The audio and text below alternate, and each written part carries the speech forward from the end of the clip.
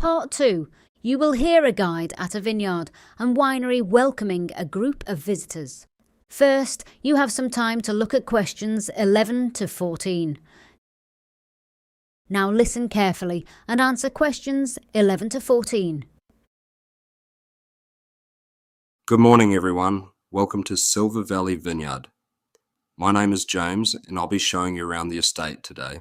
It's a beautiful sunny day for a tour, which is a huge relief because we've had a solid week of non-stop rain. Before we start walking towards the vines, I need to cover a few practical details. As you can see, the vineyard is situated on quite a steep hill. Now previously, we strongly advised visitors to wear heavy hiking boots because the ground got incredibly muddy. However, we actually laid down a solid tarmac surface along all the main walking routes last month. Therefore, your everyday trainers will do the job perfectly, and we won't need to hand out the rubber boots like we used to. Regarding our history, some of you might know that this land wasn't always a vineyard. When my great-grandfather bought the plot in 1920, he initially thought about grazing sheep here. However, he eventually spent 30 years cultivating stone fruits, specifically cherries. It wasn't until later he realized that the soil composition, which is rich in limestone, was actually perfect for white grapes. So, the old trees were removed in the 1950s and the first vines were planted. We now produce 3 award-winning varieties. We have a strict policy here regarding the vines themselves. You'll notice as we walk around that the grapes are almost ready for harvest. They look delicious and it's very tempting to pick one to taste. However, we ask you strictly not to touch the growing fruit. This isn't just to save the crop, it's because human skin carries natural microbes that can contaminate the yeast and completely ruin the fermentation phase later on. If you do want to taste the fresh grapes, we have a bowl of washed ones waiting for you indoors. For lunch today, we have arranged a picnic on the terrace. We have catered for the dietary requirements you sent in by email.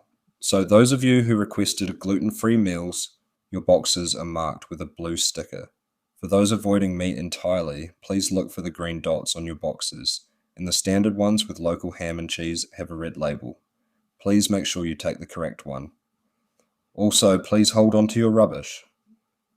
We are a plastic-free estate, so we ask you to bring all your wrappers back to the main building for recycling. Before you hear the rest of the tour information, you have some time to look at questions 15 to 20. Now listen and answer questions 15 to 20. Right, let me give you a brief overview of the layout of the estate and what we are going to see. If you look at the map on your leaflet, you are currently standing at the main entrance, right at the bottom of the hill. Directly in front of you, you can see a large circular building with a glass roof. That is our new visitor centre.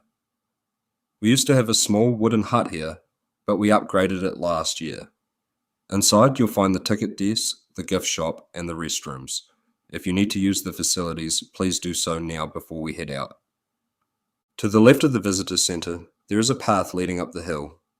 If you follow that, the first building you come to on your left-hand side is the museum. We used to call it the Old Barn, as it's the oldest structure on the property. We have a fantastic collection of antique farming tools in there, including the original manual grape press my great-grandfather used. Continuing up the path past the museum, you will reach the production hall.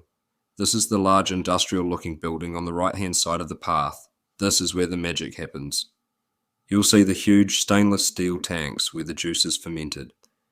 It can get quite noisy in there because of the cooling pumps, so I'll be using a microphone when we go inside. Further up the hill, right at the very summit, is the barrel room. It's actually dug deep into the hillside to keep the temperature constant. This is where we age our premium wines in oak. It's quite dark and cool in there, about 12 degrees Celsius all year round, so you might want to put your jacket on when we enter. Directly opposite the barrel room, on the other side of the path, is the tasting terrace. This is where we will end our tour today. It has the absolute best view on the estate. On a clear day like today, you can see all the way down to the lake in the valley. That's where we'll sit down, have our lunch and sample the wines. Finally, there is a small area marked private on your map, situated just behind the tasting terrace. That is the family garden. It's where my parents live, so we kindly ask visitors to respect their privacy and not wander into that restricted section. Right, does anyone have any questions before we set off? That is the end of part 2. You now have half a minute to check your answers to part 2.